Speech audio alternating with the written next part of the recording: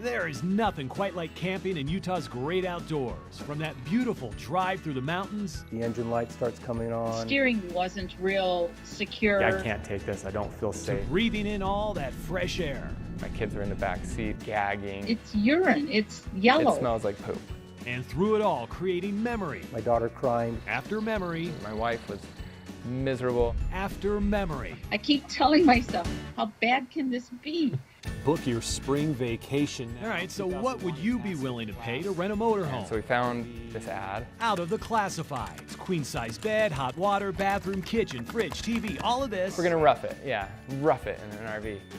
For around $100 per night. Well, for Travis Richardson, it seemed perfect, so he put down the money, hoping it would be exactly how he imagined a relaxing camp out in the mountains with his family would be.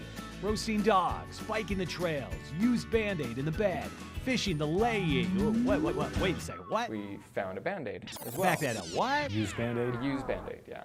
It was crumpled up and like towards the bottom. Adding to the ick factor, Travis says was a certain aroma lingering throughout the RV. Poop. It just smelled awful. For the entire drive, claiming the septic tank was never dumped. And everybody was just gagging with their shirts over their noses. From the previous renter. And one more thing here, the shower. The hot water didn't work. So, days later, with the vacation finally over, Travis dropped off the RV with a list of complaints, basically saying if this were a hotel, they'd offer a new room or a major refund. Well, Travis did not get a refund. And you know what else Travis didn't get? And then I said, okay, where's my deposit? I need my deposit. Yeah. The exact She said same she would thing. return the deposit. Had our security deposit. A whole lot of other He just renters wanted were asking the for. $500 deposit back. Travis was not alone. In the past 15 months, the KSL investigators dug into multiple lawsuits and complaints with one common thread. The woman renting the RVs. She admitted that she owed it to me, Just give us our money. and then she just didn't give it back. She goes, you're not going to get it. Owes these renters thousands and thousands of dollars, and the deposits are just a fraction of the problem. Because when you hear story after lawsuit After story, after lawsuit, after story, after lawsuit, after story, after lawsuit, after story. it all starts sounding the same.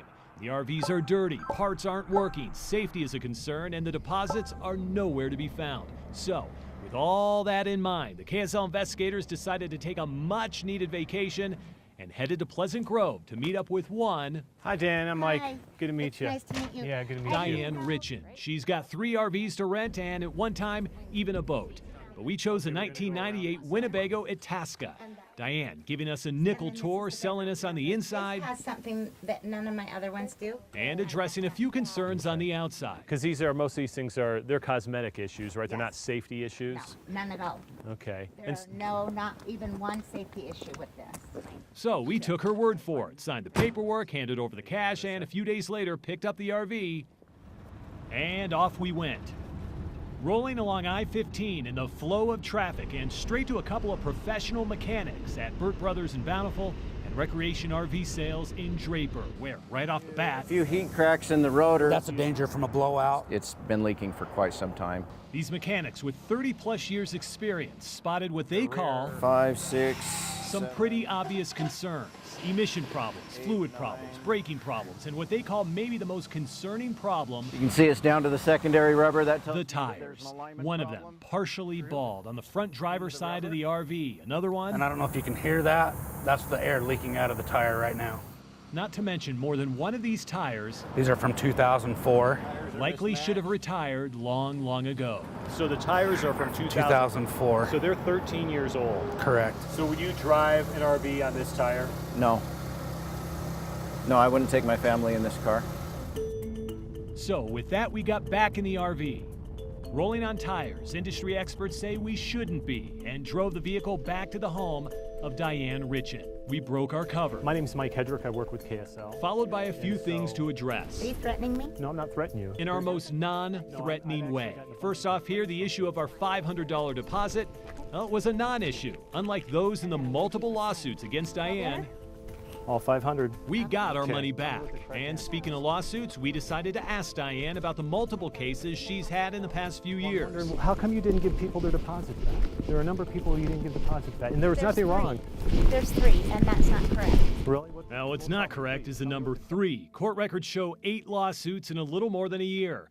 A judge ruling in 7 of those suits, Diane owed a combined $5,549.51 to her customers for unlawfully keeping their deposits and other issues as well. See this right here? Yeah?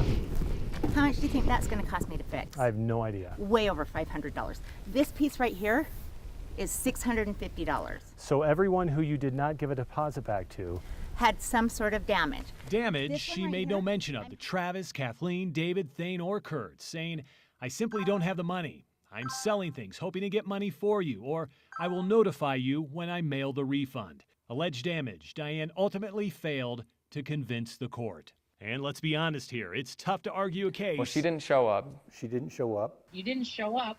if you don't step foot in the courtroom. In more than half her cases, court docs reveal Diane was a no-show. If you're innocent in this stuff, why aren't you showing up in court? My daughter right now is in the hospital. My other son had a brain tumor, and I have a pacemaker that's faulty and electrocuting me all the time. 8 cases, failing to appear 5 times. Curtis Hinderman was one of the 8, saying the RV he rented I don't feel safe. I don't think this is going to be a good vehicle. did not seem roadworthy. His lawsuit becoming the primary reason that we took one of the RVs to a couple of certified mechanics.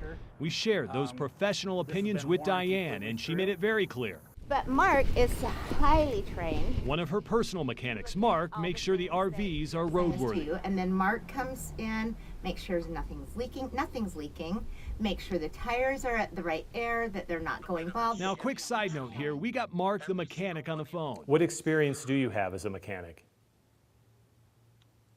Are you licensed? I'm basically. Are you a licensed mechanic? No, I'm basically like I check the fluids and stuff. Fluids and stuff. The fact is, Mark is not certified to call the RV safe. The fact is, renters are out a combined $5,549.51 still owed to them. The fact is, in the last 9 months, Diane filed for bankruptcy. And the fact is, no matter how many times we asked Diane... Have you seen the tires? You haven't even seen what the tire looks like underneath there. Can you get down and look at this? to simply take a look at the 13-year-old balding front tire, we should have asked her a couple of days earlier. I Tell can't me it- bend over right now. I can't bend over and get in that. When bending over did not seem to be such a problem. In the end, the KSL investigators may have been Diane's last paying customer. Not because of the lawsuits, money owed, or picture of a used Band-Aid in the bed. Turns out all this You time, think you'll get that money back? No. she never even had a license to run the business in the first place.